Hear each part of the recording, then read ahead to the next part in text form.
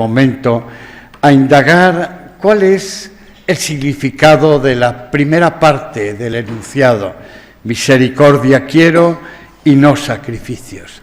Y a partir de ahí poder decir y responder a la segunda cuestión que se plantea: ¿cuál es el verdadero culto del Antiguo Testamento?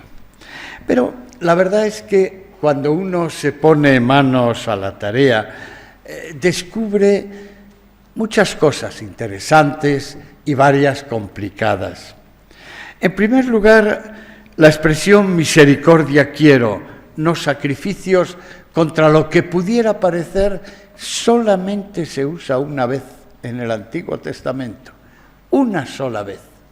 También es casualidad que el evangelista San Mateo, cuando quiere poner en boca de Jesús una frase que dé sentido a su presencia en casa de Mateo, comiendo reclinado con otros publicanos, haya elegido precisamente esta frase de Oseas. Además, cuando se quiere indagar qué es lo que se esconde tras la palabra hebrea, que aquí se traduce por misericordia, la palabra Gesed, que me van a escuchar muchísimas veces y que escucharán más todavía a lo largo de este día, resulta que Gesed, que en griego San Mateo, el evangelista, traduce por Eleos, y en nuestro título se traduce como misericordia, resulta que las cosas son mucho más complejas, como vamos a ver enseguida. En cuanto al culto en relación con esta misericordia del Antiguo Testamento, lo que se dice en él es también, no digo complejo, pero sí rico en sentido, y no se puede decir sin más: fuera el culto, lo que hace falta aquí es la misericordia.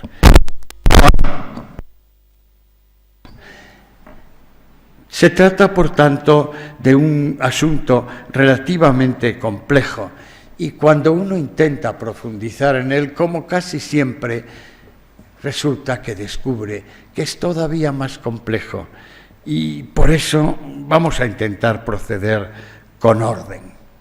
Mirad, dado que estamos en el año jubilar de la misericordia, me vais a permitir que parta rápidamente de la misma bula del Papa. La bula del Papa cita precisamente el texto del Evangelio según San Mateo para invitarnos a actuar con misericordia en este año. Y al mismo tiempo nos remite también, porque no podía hacerlo de otra manera, a esa frase del profeta Oseas que el mismo evangelista cita. Por eso, dejando que la investigación sobre lo que significa misericordia y Gesed lo hagan nuestros colegas a lo largo de esta mañana, que saben de esto mucho más que yo, me vais a permitir que vuelva enseguida al profeta Oseas y que trate de seguir la huella que él abre, una huella interesantísima, la relación entre Gesed, misericordia, y culto, sacrificios.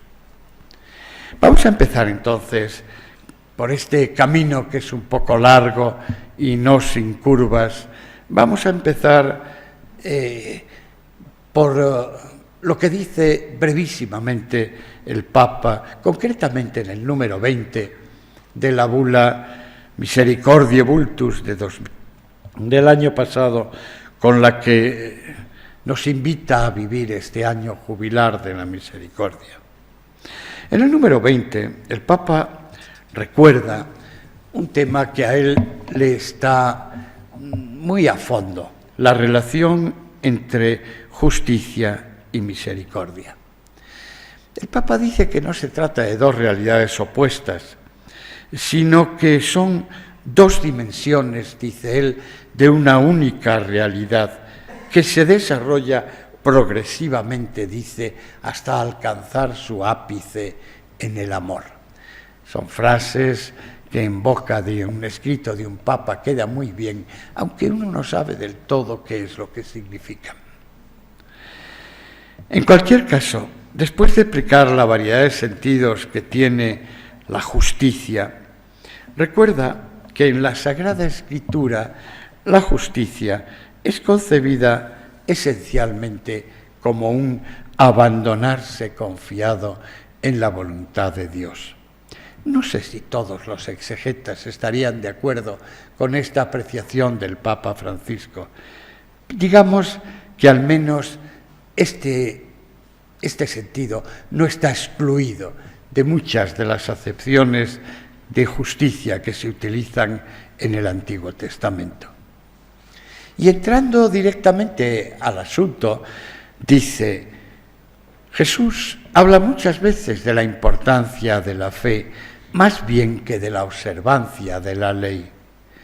En este sentido es como debemos comprender sus palabras, cuando estando a la mesa con Mateo y otros publicanos y pecadores, dice a los fariseos que le replican: vayan y aprendan qué significa yo quiero misericordia y no sacrificios, porque yo no he venido a llamar a los justos, sino a los pecadores. Y a continuación, como no podía ser de otra manera, hace referencia a la fuente de la cita del Evangelio, es decir, al texto del profeta Oseas. Al respecto, dice el Papa, es muy significativa la referencia que Jesús hace al profeta Oseas. Yo quiero amor, no sacrificio.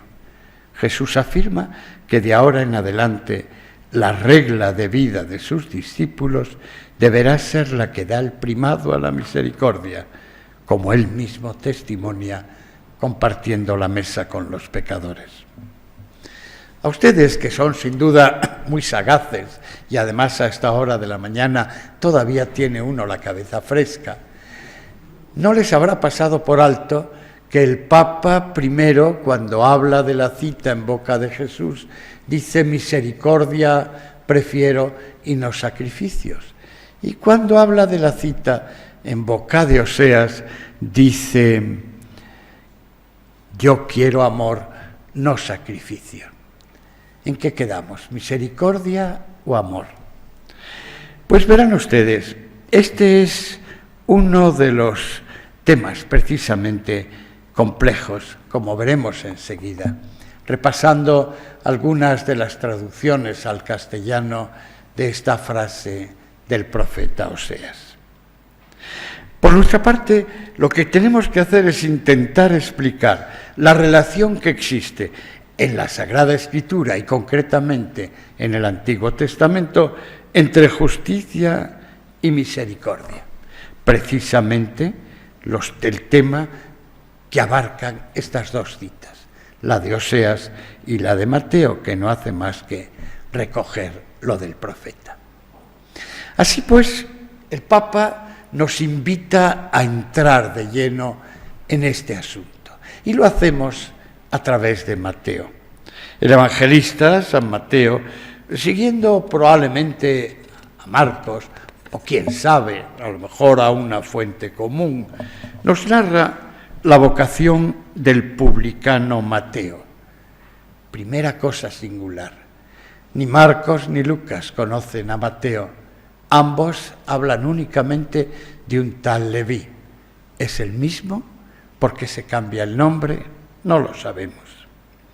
Aunque Mateo, el evangelista, no lo dice expresamente, del contexto se deduce, y con toda claridad nos lo dice el evangelista San Marcos, que la comida con la que celebran su vocación y el nuevo discipulado de Mateo se lleva a cabo precisamente en la casa de Mateo. Este estaba sentado al telonio, es decir, en el despacho, como un recaudador de tasas, muchísimas tasas había en esa época en Palestina, tasas que muy probablemente él recogía por cuenta de Herodes, el tetrarca de Galilea, un rey títere puesto allí por los romanos. La colaboración con paganos, que era imprescindible para ejercer este trabajo, así como el cobrar cobrar tasas e impuestos que no iban precisamente a favor de la gente, sino para los romanos o para los que trabajaban para los romanos, y al mismo tiempo su poca observancia de las normas legales hacía que los publicanos, tanto de un tipo como de otro, fuesen considerados especialmente por los fariseos como incumplidores de la ley y por tanto impuros y equiparables a pecadores públicos. Es más, si nos asomamos a las páginas de ese admirable trabajo que es el tiempo de Jesús en el Nuevo Testamento, de Joaquín Jeremías, descubrimos que el publicano era uno de esos oficios que se consideraban por la gente en general despreciables por todos los sentidos. Y ahora entendemos por qué aquellos fariseos, con toda razón, se escandalizan de lo que hace Jesús. Mateo debía tener una casa importante, debía tener dinero, porque tiene una sala donde se puede uno recostar para hacer un banquete. Nuestras Biblias traducen que Jesús se sentó a la mesa, pero eso es una versión moderna de lo que hacían. Jesús se recostó en divanes a la mesa baja, que era como se celebraban los banquetes en aquel tiempo. El verbo que utiliza, anakeimai, significa eso, recostarse, y eso significa llegar a un grado de intimidad que era probablemente el más hondo y el más profundo.